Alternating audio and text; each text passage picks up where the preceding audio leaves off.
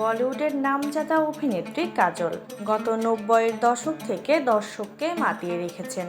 এখনও তার প্রভাব কম নয়। তিনি এবার পেলেন ভারতের পশ্চিমবঙ্গের আনন্দবাজার.com-এর বছরের বেস্ট ২০২৬ পুরস্কার।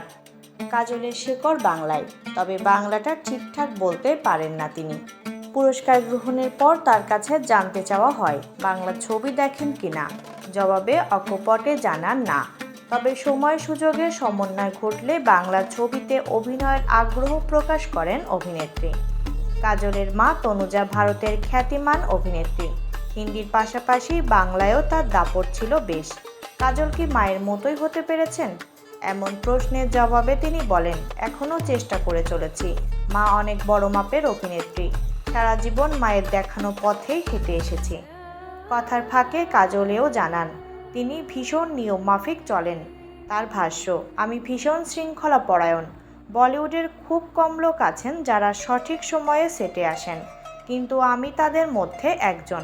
আবার ঠিক সময়ে সেট থেকে বেরিয়েও পড়ি, এটাই আমার স্বভাব। প্রসঙ্গত, এবার আনন্দবাজারের বছরের বেস্ট পুরস্কার কাজল ছাড়াও পেয়েছেন পাওলি দাম, দেব, নিকিতা গান্ধী, ব্রাত্য বসু সহ অনেকে।